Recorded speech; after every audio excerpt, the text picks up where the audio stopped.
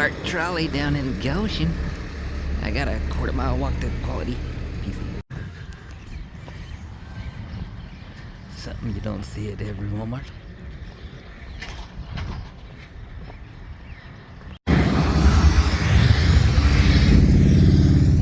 Eighth of a mile or whatever to that light, and then the other whatever makes the other half of a quarter mile down the back country road to Goshen to Quality. Haven't made this walk in 2 years. I'm telling you right now, I don't miss it. At least it's a nicer day. I have made this walk in the snow and the rain before, and then usually there's a lot of Amish buggy cart horse crap all over the road. Makes the walk smell pretty. And why I'm not walking on that side of the road is because I gotta turn left when I go up to that light anyway, and so I'd rather walk against traffic because I'm not trying to get a ride anyways on this section. On the other section they have the main Quality headquarters over there, and then the yard over on the left, so down here. So on that side of the road I'll be going with traffic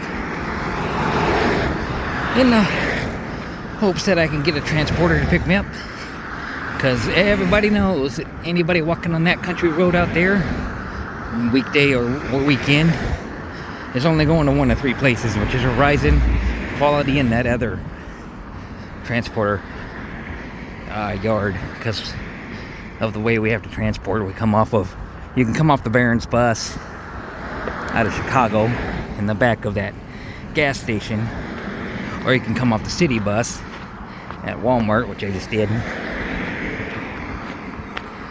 or you can come off of Amtrak in Elkhart, or you can come off of the South Shore Line or fly into at South Bend Airport and take a lift.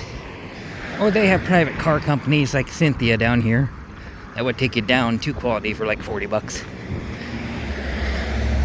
At the moment I'm too short to afford the $40 until I get up over that hill down there, quarter mile, and then I'll get paid. Then life will be good again. But yeah, if I could afford it, I could have probably taken a Lyft or Uber or Cynthia. But at least it's a nice day. I can get out here and exercise. I tried to walk through there once to cut through, and the dude over here yelled at me, and apparently a lot of people do it. But anyway, I'll catch you on the flip. No one around because it's the weekend for these two factories, whatever that is right there. So I decided to cut through because it's the human being thing to take the path of least resistance, and I surely want to cut a little bit of that corner off if I can. But I wanted to see if I could somehow zoom in and show you we're in the middle of the country, end-to-end traffic, in literally the middle of nowhere, because of all these factories. It looks like the middle of nowhere, but they have all these transporting factories spread out all over hell, making different pieces of cabinets for RVs and so on like that, all different kinds of different factories. And so everybody during their lunchtime and their break time and everything else files into traffic to go into Goshen. Goshen is spread out all over the place. This is kind of the newer part of Goshen, but the older original Goshen's way up that way, 15 miles or something like that. But every time you come through here, right now it's kind of, oh, there's a little bit backed up for you.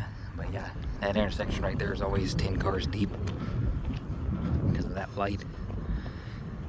But I just thought I'd show you. See, when that other light comes down here, this light is still stopped.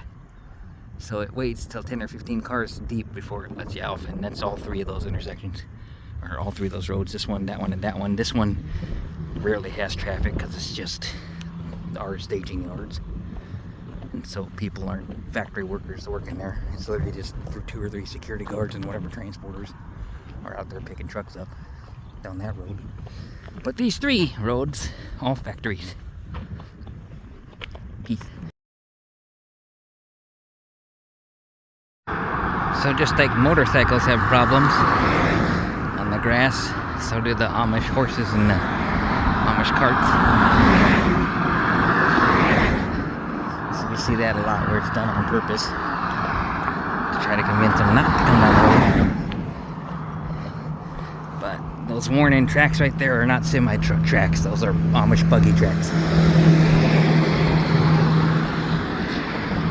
Got another, I don't know, a little more than an eighth.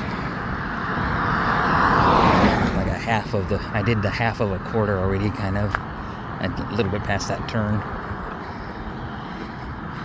And now I'll get up here and go to the parking lot.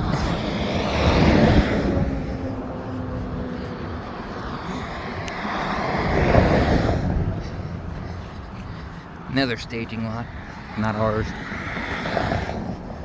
Factory, I think. Start of the factory.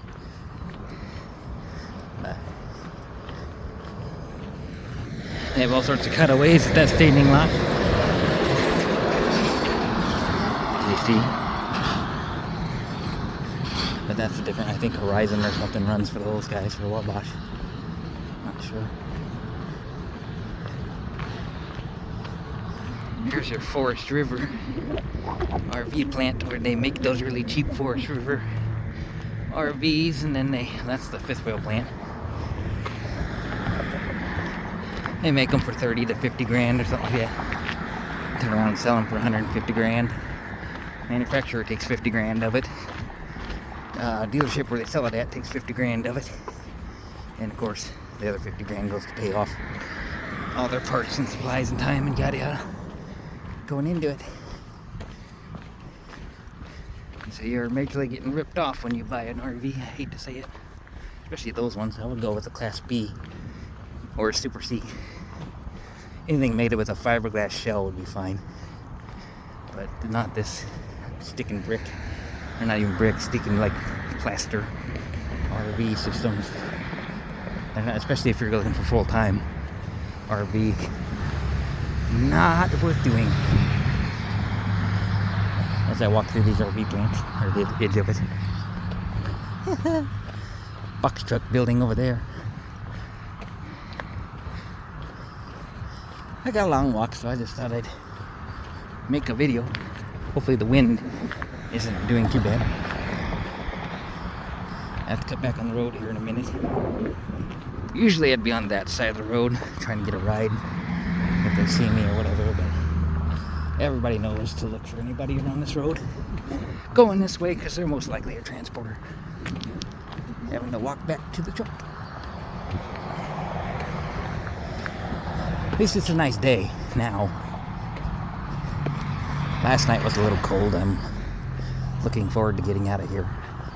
And to tell you the truth, I think I'm going to go to Texas and stay down south again.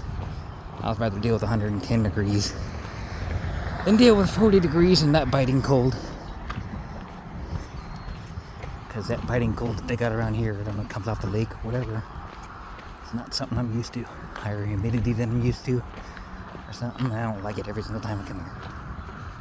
Not my thing. I guess if you grew up here, you'd be used to it. But anyway, I better pay attention to what I'm doing again. So, catch you in the next clip. And so these fifth wheels are coming across the street. The factory we just went through, they pull them across the yard and stage them. And I don't know if I zoomed out on that one or what I did there, but staging yard as far as you can see.